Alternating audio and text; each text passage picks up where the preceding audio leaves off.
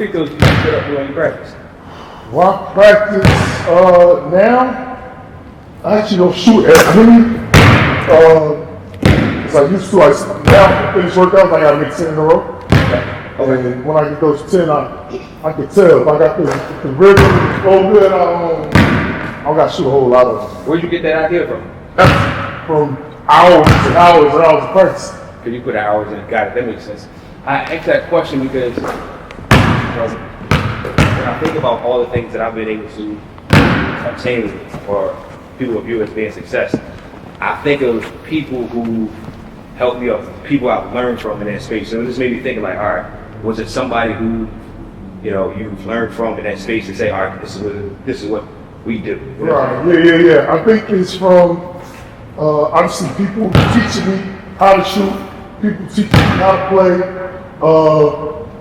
like from coach's standpoint, but then also from being around other great players that were older who kind of gave me the formula of like what you got to do, you know what I'm saying, the numbers of what it takes to be a good player and be a good shooter. Yeah, that's definitely what I was thinking about, because there's some barbers that have been in my life that have modeled greatness for me, and I realized that I need to duplicate what they do, right, in order for me to access that level of greatness too. So exactly. that was my thoughts on it.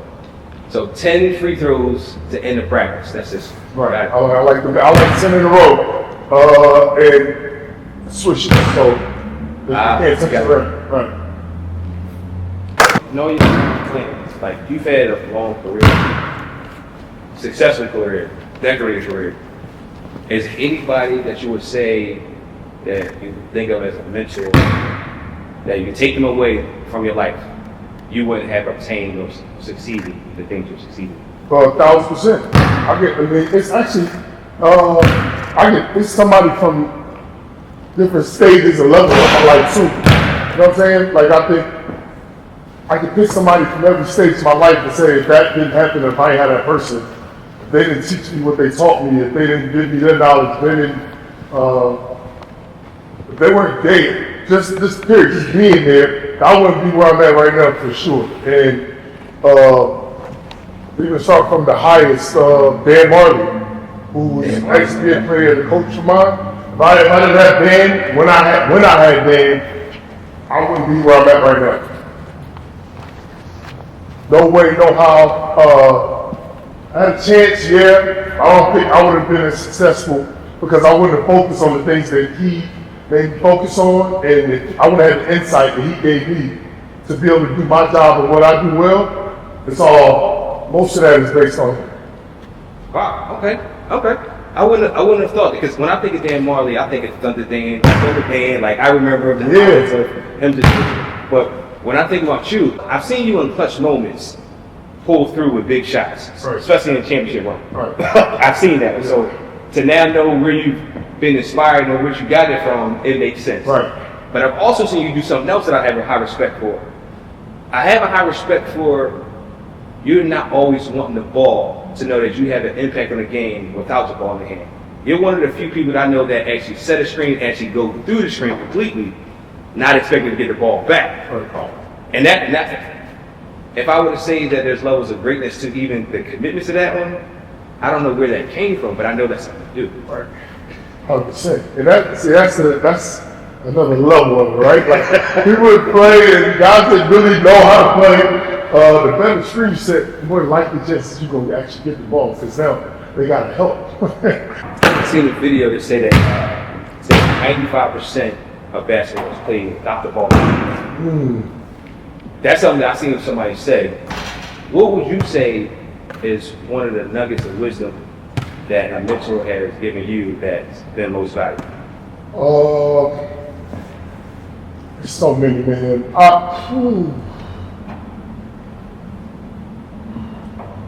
Coach Barnes, my college coach, he like my second dad.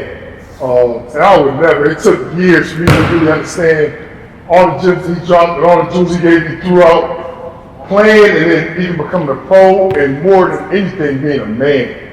Growing up mentally, being a man and being prepared for everything that's happening now and that's happened the last 20 years of being a pro. He prepared me for that before I became a pro, and like he's another one where I say like every level of my life I've had somebody. If I didn't have Coach Barnes as a college coach and somebody else, I might not be here because he prepared me for everything that I've gone through the last 20 years. That's dope. That's dope.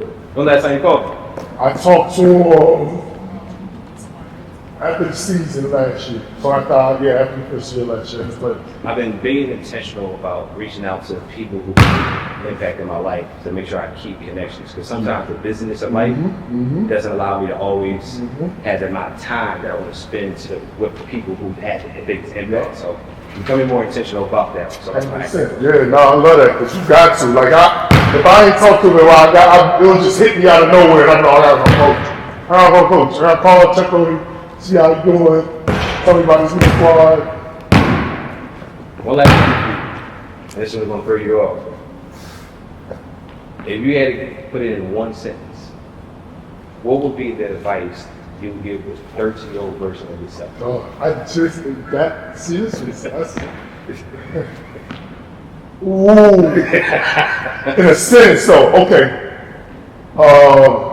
keep going because your dreams are closer than you believe they'll be. Keep going. Don't stop.